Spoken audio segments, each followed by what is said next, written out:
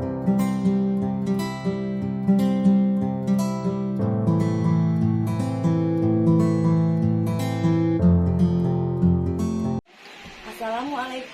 warahmatullahi wabarakatuh.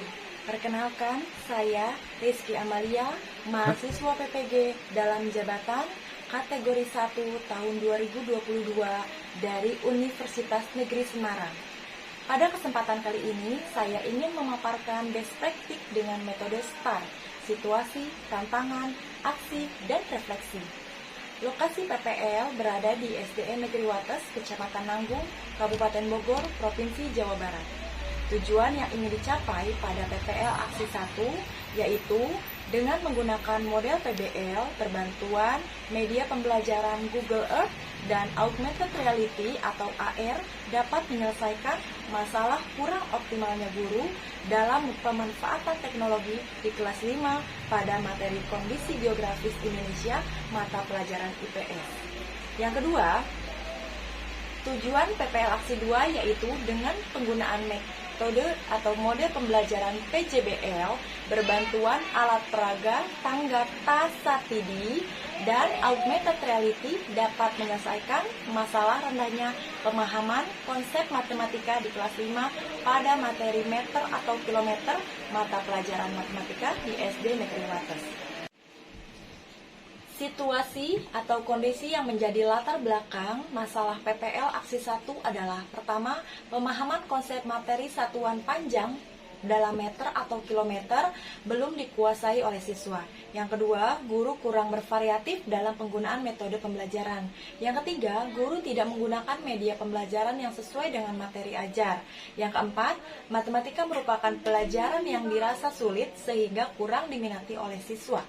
Kondisi yang menjadi latar belakang masalah PPL Aksi 2 yaitu pertama, guru tidak mengerti cara mengoperasionalkan teknologi.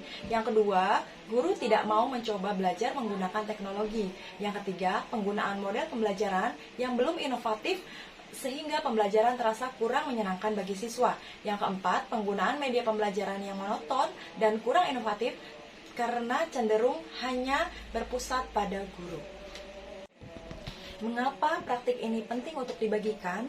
Permasalahan yang saya alami saat ini mungkin juga menjadi permasalahan yang terjadi pada banyaknya guru.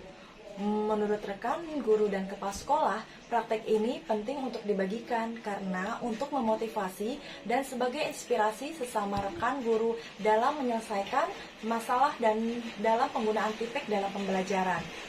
Peran dan tanggung jawab saya dalam praktek ini adalah pertama, perannya sebagai penyusun materi, kemudian bertanggung jawab untuk menyelesaikan permasalahan ini sehingga tuntas, karena untuk praktek ini bertujuan untuk meningkatkan pemahaman dan hasil belajar siswa.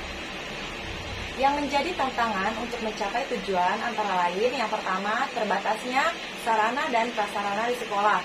Yang kedua, memilih model pembelajaran inovatif. Dan yang ketiga, mencari media pembelajaran yang relevan. Yang keempat, memahami karakteristik setiap peserta didik. Dan yang kelima, mencari ice breaking yang dapat meningkatkan motivasi siswa dalam belajar. Yang terlibat pada PPL 2 dan PPL 1 yaitu pertama adalah peserta didik sebagai sentral dalam proses pembelajaran. Yang kedua, guru sebagai fasilitator. Yang ketiga, dosen dan guru pamong sebagai pembimbing dalam proses melaksanakan pembelajaran PPL. Dan yang keempat, rekan sejawat yang membantu terlaksananya kegiatan ini. Langkah-langkah yang dilakukan untuk menghadapi tantangan ini antara lain, yang pertama, melakukan refleksi terhadap pembelajaran. Yang kedua, melakukan identifikasi masalah.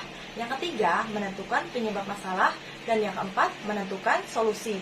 Yang terakhir, kelima, menyusun dan melaksanakan refleksi atau rencana aksi. Strategi yang digunakan yaitu yang pertama, penggunaan model pembelajaran inovatif berupa model pembelajaran PBL pada aksi 1 dan penggunaan model pembelajaran PJBL pada aksi yang kedua. Dan yang kedua, menentukan media pembelajaran yang inovatif seperti penggunaan PPT interaktif atau video pembelajaran, Google Earth, media Augmented Reality, dan media TASATIDI. Yang ketiga, penggunaan metode pembelajaran yang bervariatif. Dan yang keempat, penerapan ice breaking dalam pembelajaran.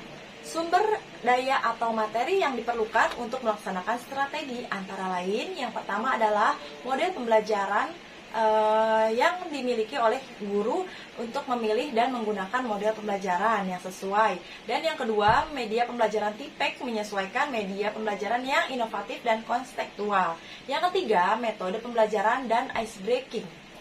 Dampak dari aksi yang saya lakukan yang pertama adalah penggunaan model pembelajaran inovatif yang tidak hanya berpusat pada guru, melainkan lebih berpusat kepada siswa. Yang kedua, penggunaan media pembelajaran yang inovatif seperti PPT interaktif, Flipbox untuk membuat media ajar, live worksheet untuk membuat LKPD, augmented reality, dan quizzes, serta Google Form. Yang ketiga, pemilihan metode pembelajaran yang bervariatif. Yang keempat, terlihat dari hasil pembelajaran siswa dari nilai dan soal evaluasi menunjukkan bahwa sebanyak 19 orang atau 95% dari jumlah siswa telah melewati KKM yang telah ditentukan. Apakah hasilnya efektif atau tidak efektif? Mengapa? Hasilnya sangat efektif karena peserta didik sangat antusias dalam proses pembelajaran berlangsung dan dapat meningkatkan motivasi belajar serta meningkatkan hasil belajar peserta didik. Dilihat dari refleksi saat akhir pembelajaran, hal menarik yang disukai siswa antara lain ketika menyaksikan video pembelajaran, penggunaan Google Earth, dan penggunaan Tasatidi. Yang kedua, rekan guru respon dari rekan guru yaitu pembelajaran yang dilakukan sudah bagus dan mampu menjadikan motivasi karena sudah melaksanakan pembelajaran dengan menggunakan media dan model pembelajaran yang inovatif. Terlihat dari kegiatan siswa yang aktif dan menyenangkan. Faktor keberhasilan yaitu kemampuan guru dalam menguasai tahapan sintak, lalu penggunaan dan melakukan percobaan terlebih dahulu terhadap media pembelajaran yang akan digunakan. Kemudian memeriksa ulang mengenai persiapan yang akan dilaksanakan dan apa kekurangan sehingga dapat diperbaiki atau ditambahkan. Faktor ketidakberhasilan yaitu pertama, penggunaan Gimit pada PPL Aksi 1 mengalami kendala karena keterbatasan ilmu pengetahuan guru. Yang kedua, terkendalanya listrik yang tiba-tiba padam. Yang ketiga, ketersediaan jaringan yang kurang mendukung. Yang keempat, ketersediaan handphone untuk mendukung tercapainya pembelajaran masih sangat terbatas. Berikutnya, pembelajaran dari keseluruhan proses adalah guru dituntut untuk selalu belajar mengenai hal-hal yang baru ataupun belajar mengenai hal-hal yang belum ia kuasai sebelumnya. Mengetahui dan menentukan faktor penyebab masalah, lalu menentukan solusi kreatif dan setiap masalah dan menemukan ide-ide kreatif dan inovatif untuk mendukung proses pembelajaran di kelas. Rencana tindak lanjut terhadap kegiatan pembelajaran yaitu pertama, guru harus selalu aktif mengikuti berbagai kegiatan seperti KKG, seminar, webinar, pelatihan, workshop, dan lain-lain. Berikutnya, yang kedua, terus menerapkan penggunaan model dan media pembelajaran inovatif dalam setiap pembelajaran. Yang ketiga, melakukan diseminasi hasil praktek yang telah dilakukan kepada rekan guru di sekolah. Yang keempat, menyempurnakan hal yang masih menjadi kekurangan seperti penataan ruang kelas. Berikut adalah dokumentasi pada PPL Aksi 1, PPL Aksi 2, dan bukti atau lampiran berupa artefak. Demikian pemaparan best practice dari saya. Terima kasih. Wassalamualaikum warahmatullahi wabarakatuh.